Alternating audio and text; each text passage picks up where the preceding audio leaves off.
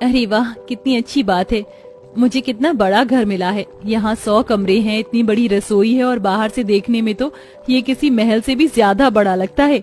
मेरे तो भाग खुल गए। शिवानी खुद से ही ऐसे बोल बोलकर खुश हो रही थी। शिवानी एक गरीब लड़की थी जिसकी शादी एक अमीर 100 कमरों के ससुराल में हुई थी। आज उसकी पहली रसोई थी। शिवानी ने ऐसे ही फूले न समाते हुए खाना बनाया और कुछ देर बाद वाह, मेरी गर्मा गर्म गोभी मटर आलू के पराठे और मेथी मटर मलाई तो बन गए। अब जल्दी से इस खाने को टेबल पर लगाकर सभी को बुला लेती हूँ। शिवानी ने एक एक करके रसोई से डाइनिंग टेबल पर खाना लगा दिया और फिर उसने सभी को आवाज लगाना शुरू किया। माँ जी, भूमि, केशव जी आ जाइए, खाना तैयार है। माँ जी, केशव जी। हे भगवान, मेरा तो गला ही सूख गया। किसी को मेरी आवाज गई भी होगी? मुझे नहीं लगता। एक काम करती हूँ, जल्दी से जाकर सभी को उनके कमरे से ही बुला लाती हूँ, नहीं तो सारा खाना ठंडा होकर बेकार हो जाएगा। शिवानी खाना बनाकर सभी को उनके कमरों से लेने चली गई, लेकिन थक गई। मुझे तो याद भी नहीं है कि सभी कौन से कमरे में हैं। ये भगवान, मैं अब उन्हें कहाँ ढूंढूं? शिवानी एक के बाद दूसरे कमरे में जाती, दूसरे के बाद वो फिर से पहले में ही कंफ्यूज होकर आ जाती और ऐसे ही वो 100 कमरों में बुरी तरह भटक चुकी थी। अरे नहीं, मैं तो फिर से इसी गुलाबी कमरे के अंदर आ गई। हे भगवान, ये घर है या कोई भूल भुलैया? कौन है जो बार बार दरवाजे खोल रहा है? अरे भाभी, भूमि, शुक्र है कि तुम मुझे दिखाई तो दी। खाना तैयार है, सभी को लेकर नीचे आ जाओ। बेचारी शिवानी बुरी तरह से थक चुकी थी। भूमि तो उसी घर में पली बड़ी थी, इसलिए उसने आसानी से सभी को ढूंढ लिया और लगभग 1 घंटे बाद सभी टेबल पर आए। हे भगवान, ये कैसा खाना है? बहू, पहली रसोई में ही हमें बिल्कुल ठंडा खाना खाना पड़ रहा है। किसी ने भी शिवानी के खाने की तारीफ नहीं की, बल्कि उसे खाना ठंडा होने के ऊपर बातें सुना दी, जिससे शिवानी को काफी बुरा लगा। ऐसे ही कुछ दिनों बाद, भाभी देखिए, ये दोनों मेरी सहेलियां हैं। मैं इन्हें कमरों में पहुंचा रही हूँ, तब तक आप इनके लिए अच्छे से स्नैक्स बना दो, ठीक है? शिवानी भूमि के दोनों सहेलियों के लिए स्नैक्स बनाने को रसोई में आई और उसने आलू वगैरह से बहुत ही स्वादिष्ट स्नैक्स बना दिए। मैंने स्नैक्स तो बना दिए, लेकिन भूमि ने अपनी सहेलियों को कौन से कमरे में बिठाया होगा? अब तो मुझे ही ढूंढना पड़ेगा। शिवानी ऐसे बोलकर अपने हिसाब से एक बड़ा काम करने को निकल गई। उसने एक के बाद एक कमरा देखना शुरू किया, लेकिन उसे किसी भी कमरे में भूमि या उसकी सहेली नहीं मिली। हे भगवान, आखिर भूमि ने कहाँ पर रुकाया अपनी सहेलियों को? मैं लगभग 50 कमरे छान चुकी हूँ, अब तक तो मुझे कोई भी नहीं मिली। बेचारी शिवानी एक के बाद एक कमरे को छानती, लेकिन उसे कोई भी नहीं मिल पा रहा था। इस बीच वो बहुत ज्यादा थक गई और उसे भूख भी लगने लगी थी। बस अब बहुत हुआ, अब मैं नहीं ढूंढूंगी। कितनी देर हो गई है, पता नहीं कौन से कमरे में घुसकर बैठ गई हैं ये तीनों। मुझे तो भूख भी लग रही है, अब इन स्नैक्स को मैं खुद ही खाऊंगी। शिवानी ऐसे बोलकर एक कमरे में ठहर गई और उसने खुद ही वो आलू के स्नैक्स खाना शुरू कर दिए, लेकिन बदकिस्मती से उसी वक्त वहां पर भूमि आ गई। ओह गॉश भाभी, मैंने आपसे खाने के लिए स्नैक्स बनवाए थे वहाँ कमरे में। मैं इतनी देर से स्नैक्स का वेट कर रही हूँ और आप यहाँ आराम से खुद बैठकर खा रही हो। नहीं भूमि, मेरी बात सुनो। वो मैं बस कुछ नहीं सुनना मुझे। अरे भाभी, थोड़ी तो शर्म कर लो। मैंने बस सुना ही था कि गरीब लोग बस अपना उल्लू सीधा करने जानते हैं, लेकिन आज देख भी लिया। भूमि ऐसे बोलकर गुस्से में दरवाजा पटकती हुई वहां से चली गई। उसके ऐसे बर्ताव से शिवानी को दुख भी हुआ और गुस्सा भी आया। जब रात को सभी खाने के लिए बैठे तब शिवानी अपनी सास और पति से बोली, माँ जी, केशव जी, मुझे आपसे कुछ बात करनी थी। वो मैं कहना चाहती थी कि 100 कमरे घर में होना बुरा नहीं है, लेकिन इससे मुझे बहुत दिक्कतें होती हैं। कभी कभी डर भी लगता है। तो बस जितने कमरों में रिहाइश है आप उन्हें खुला रहने दीजिए और जो ऐसे ही पड़े रहते हैं उन्हें बंद ही रहने दो। नहीं, बिल्कुल भी नहीं बहू, हमें तो कोई दिक्कत नहीं होती। और बात रही डर की, तो कौन सा ये भूत बंगला है, हमारा ही घर है। हाँ माँ, आपने सही कहा, लेकिन ये बेचारी कहाँ से समझेंगी? ये ठहरी गरीब घर की लड़की। तू चुप कर भूमि, देखो शिवानी घर है तो खुला रहेगा, ताले वगैरह लगाने का क्या मतलब है? सभी ने शिवानी की बात को समझने की बजाय उसे ही समझाना शुरू कर दिया, जिस पर शिवानी कुछ नहीं बोल पाई।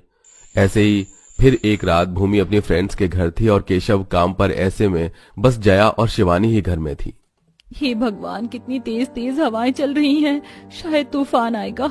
घर में आज केशव जी भी नहीं है। काम करती हूँ, माँ के पास चली जाती हूँ। शिवानी घबराकर बस जया के पास को जा ही रही थी कि तभी घर की लाइट चली गई और पूरे 100 कमरों के घर में अंधेरा हो गया। शिवानी और जया भी पास पास नहीं थे। हे भगवान, मौसम खराब होने की वजह से बिजली चली गई, अब क्या करूं? माँ जी, माँ जी, क्या आप आसपास हैं? लगता है कि माँ जी भी मेरी आवाज को नहीं सुन पा रही हैं। अब क्या करूं? शिवानी ने अपनी जगह पर से निकलना बेहतर नहीं समझा और वो वहीं अपने बेड पर चादर तान कर बैठ गई। हे भगवान, कितनी तेज तेज बादल गरज रहा है। न जाने बहू 100 कमरों में से कौन से कमरे में होगी। मुझे तो बहुत डर लग रहा है। क्या मेरे कान बजे या ये सच में किसी की पायल की आवाज थी? माँ जी तो घुंघरू वाली पायल पहनती नहीं है। जरूर ये मेरा वहम है या कहीं। भगवान बचा लो। दोनों सास बहू को ऐसे ही गलतफहमी हो रही थी और वो दोनों बुरी तरह डरी हुई थी। पूरे घर में अंधेरा था और ऐसे में सुबह तक बिजली नहीं आई। सुबह को ही मौसम साफ हुआ और दोनों सास बहू अपने कमरों से निकली। माँ जी, कल की रात ऐसा लग रहा था कि मेरी जिंदगी की आखिरी रात है। आप कहाँ थी? इतना बड़ा 100 कमरों का घर खाने को आ रहा था। कैसे कैसे सुबह तक मैंने खुद को संभाला। तू इतना क्यों डर रही थी? अरे हैं हम अपने ही घर में। अच्छा चल, अब ये सब छोड़ और नाश्ता ला। शिवानी जानती थी कि उसकी सास नहीं समझेगी, इसलिए वो कुछ नहीं बोली और बस शांति से उसका नाश्ता बनाने को आ गई। ऐसे ही सिलसिला जारी था। शिवानी हर रोज 100 कमरों के ससुराल में किसी न किसी चुनौती का सामना करती थी, लेकिन कोई उसकी इस परेशानी को समझता नहीं था। लेकिन आज के दिन, आज कौन से कपड़े पहनूं? सांप, सांप, मेरी अलमारी में सांप, बचाओ, बचाओ, माँ, माँ, भैया। भूमि के अलमारी में एक मोटा और बड़ा सांप घुसा बैठा था, जिसको देखकर भूमि बुरी तरह से डर गई और सभी को आवाजें लगाने लगी। लेकिन किसी को भी उसकी आवाज सुनाई नहीं दी, क्योंकि घर बहुत बड़ा था। अंत में भूमि डर की वजह से बिना अलमारी को बंद किए ही भाग गई और उसने सभी को इस बारे में बताया। हे भगवान, घर में सांप है, मैं अब क्या करूं? भूमि, तूने अलमारी बंद तो कर दी थी ना? कैसी बातें कर रहे हो भैया? मुझे वहाँ अपना तो होश था नहीं, मैं अलमारी कैसे बंद कर दूंगी? हे भगवान, ऐसे तो वो मोटा सांप कहीं से कहीं पहुंच जाएगा। वैसे भी सभी कमरे खुले ही रहते हैं। लेकिन सांप पकड़ में आना भी तो जरूरी है। अब तो लगता है मुझे सांप पकड़ने वाली टीम को ही बुलाना पड़ेगा। केशव ने फोन मिलाकर सांप और जहरीले कीड़े मकोड़े पकड़ने वाली टीम को बुला लिया। टीम जल्द से उनके घर पहुंची और लगभग 5 घंटे छानबीन करने के बाद उन्हें सांप के साथ साथ और भी जहरीले कीड़े मकोड़े मिले। सुनिए, आपको वो सांप मिल गया क्या? हाँ केशव जी, बड़ी कसरत के बाद आखिर हमने उसे पकड़ ही लिया। अच्छा है, वो मिल गया। आपको क्या देना है? हमें 15,000 रुपए दे दीजिए। 15,000? लेकिन आप तो 5,000 में काम करते हो ना? हाँ करते हैं केशव जी, लेकिन आपके घर के 100 कमरों से सांप निकालना आसान नहीं था। यहाँ हमें 5 घंटे लग गई और हर एक कमरे में कहीं बिच्छू तो कहीं गिरगिट, ऐसे जहरीले कीड़े मकोड़े घर बनाए हुए थे। हमने उन्हें भी तो पकड़ा है, इसीलिए इतना चार्ज बैठा। एकदम से 15,000 देने होंगे। अगर इतने पैसे नहीं आपके पास हैं तो 100 के 100 कमरों को खुला क्यों रखते हो? वैसे मैं आपकी प्राइवेट लाइफ में इंटरफियर नहीं कर रहा हूं, लेकिन आप बस 4-5 लोग 100 कमरों में करते क्या है जो ये सब के सब खुले पड़े हैं? मेरा मतलब, कमरे घर में ज्यादा होना अच्छा है, लेकिन ऐसे कौन सब कमरों को खुला रखता है? अब देखिए, अगर यही कमरे बंद होते तो सांप उनके अंदर नहीं जा पाते, और जब सांप जा ही नहीं पाता तो आपके इतने पैसे भी नहीं उठते। टीम वाले की बात सुनकर सभी को एहसास हुआ कि 100 के 100 कमरे खुले रखना जरूरी नहीं है। जितने लोग घर में हो बस उतने ही कमरों को खोलना चाहिए। जिसके बाद जया ने ही सभी कमरों पर ताला लगवा दिया। अब अगर कोई घर में मेहमान आता था तो कमरे खोले जाते, नहीं तो बस रिहाइश लायक कमरों में सभी अब रहना सहना करते थे। तुम लोग हमारे साथ ऐसा भी कर सकते हो, अपने कभी नहीं सोचा था। अरे तुम बच्चे हमें ये दिन भी दिखाओगे, इसकी हमने कल्पना भी नहीं की थी। देख रही हो ना करुणा, हमारे बच्चों ने हमारे साथ क्या किया। हाँ जी, आखिर अरुणा और महेश अपने किन बच्चों को किस बात के लिए इतना कुछ कह रहे थे, लेकिन इन बच्चों ने अपने माँ बाप के साथ ऐसा भी क्या किया था? आइए जानने के लिए कहानी में कुछ समय पीछे चलते हैं, जहां मध्यम वर्गीय घर में 2 देवरानी जेठानी एक साथ मिलकर खाना पका रही थी। चलो आज शाम को मैं चिकन बनाऊंगी, बस जल्दी से ये गोभी आलू की सब्जी खत्म हो जाए। दीदी, आप ये क्या बोल रही हो? आज सोमवार है, आज शाम को आप चिकन नहीं बनाएंगी, समझिए आप? क्यों नहीं बना सकती? सोमवार ही तो है, कौन से शनिवार है? मेरा चिकन खाने का बहुत मन है और मैं चिकन बनाऊंगी। वैसे भी पापा जी को भी चिकन बहुत पसंद है। अरे मैं आपको मना कर रही हूँ, आपको समझ नहीं आ रहा है क्या? रहने दीजिए ना, वैसे भी शाम के लिए मैंने सब्जी काट ली है। हद है अनीता, अगली बार तुम कोई सब्जी मत काटना, मुझसे भी पूछ लिया करो ताकि मैं भी अपने मन का बना लूं। ठीक है दीदी, कल बना लेना। अगले दिन करिश्मा चिकन लेकर आ जाती और सुबह चिकन बनाने जाती। तभी अनीता कहती है, ओहो दीदी आपने क्या कर दिया? दैया रे दैया, अरे आज मंगलवार है, मंगलवार, शनिवार को तो बिल्कुल भी घर में नॉनवेज नहीं आना चाहिए। आप एक दिन और रख लेते, कल बनाकर खा लेती। हद कर दी दीदी आपने। मैंने हद कर दी? अरे तुमने ही तो कल कहा था कि कल बना लेना, फिर तुमने मुझे कल ही क्यों नहीं बनाने दिया जब मंगलवार शनिवार होता है? क्यों ड्रामा कर रही थी? यही चीज मुझे तुम्हारी पसंद नहीं आती है। अरे दीदी अब जो भी हो छोड़ो ना, क्यों कलेश कर रही हो? मैं नहीं, तुम कलेश कर रही हो। छोड़ो, आज मैं खाना ही नहीं बना रही हूँ। तभी सास अरुणा आकर कहती है, अरे क्या हो गया बहुओं, तुम दोनों क्यों लड़ रही हो सुबह सुबह? चुपचाप से शांति से खाना बना लिया करो। माँ जी, देवरानी जी के रहते शांति से खाना कैसे बनेगा? वैसे मैं जेठानी नहीं हूँ, जेठानी तो वो है जो सारा मेन्यू डिसाइड करती है। ओहो, तुम लोगों की भी ना चिक चिक रोज की है, कुछ नहीं हो सकता तुम्हारा। मैं तो जा रही हूँ, तुम्हारे पापा जी चाय नाश्ता का इंतजार कर रहे हैं, उनके लिए लाओ तो मेरे लिए भी ले आना। ऐसा कहकर सास और करिश्मा अपने अपने कमरे में चले जाते हैं और अनीता अकेले खाने की तैयारी करती है। फिर चाय नाश्ता सबको परोसती है। नाश्ते के बाद महेश कहता है, क्या बात है, आज बड़ी बहू का मुंह गोलगप्पे की तरह फूला क्यों है? हाँ? अरे छोटी बहू, अब क्या कर दिया तुमने? अरे पापा जी, मैंने तो बस सोमवार मंगलवार की वजह से दीदी को नॉनवेज बनाने से मना किया था, इसी बात पर दीदी गप। देख रही हो ना माँ जी, कैसे मेरी एक्टिंग कर रही है। बस कर बहू। चलो भाई हम चलते हैं, काम के लिए लेट हो रहा है। आप सब लोग कैरी ऑन। हाँ, दोनों के पति काम पर चले जाते हैं। अगले दिन करिश्मा अपनी सहेली तनु से कॉल पर बात कर रही थी। हाँ और बता, कितने दिन से तुझे मैं फोन कर रही हूँ पर तू तो मुझसे बात ही नहीं करती, कहाँ बिजी थी?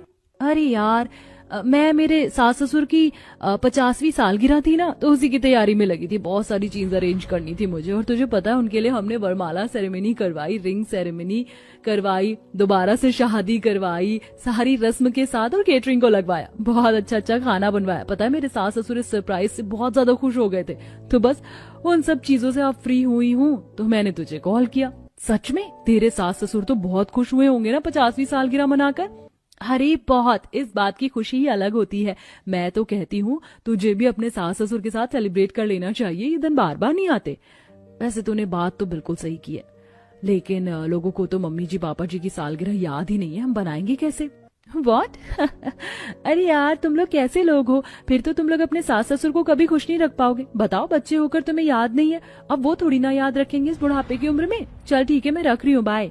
कॉल कट हो जाता है और अपनी सहेली की बात सुन करिश्मा परेशान हो जाती है। उसे परेशान देख देवरानी पूछती है, क्या बात है दीदी, आप परेशान हो? मुझे बताओ ना, इतना क्यों सोच में डूबी हो सुबह से?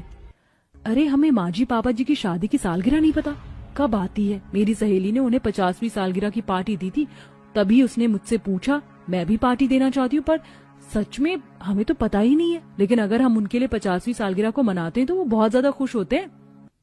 दीदी, माँ जी पापा जी की 50वीं सालगिरह मनाने का आइडिया अच्छा है, और हम किसी तरीके से या उनके बड़े बूढ़े या दोस्त वगैरह से पूछ सकते हैं, फिर हम भी उनकी सालगिरह को मनाएंगे। बड़ी बुआ जी है ना, शीला बुआ, उनकी याददाश्त बहुत तेज है, भले ही बुढ़िया हो गई हूँ, उनके पास चलते हैं, हम बातों ही बातों में वो पता लगा लेंगे।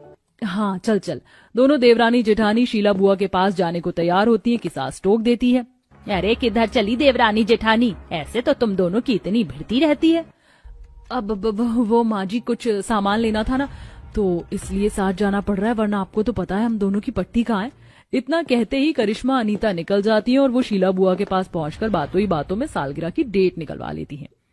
क्या हुआ जी, 25 जनवरी आने में तो सिर्फ एक ही हफ्ता बाकी, एक हफ्ते में हम उनकी तैयारी कैसे कर पाएंगे?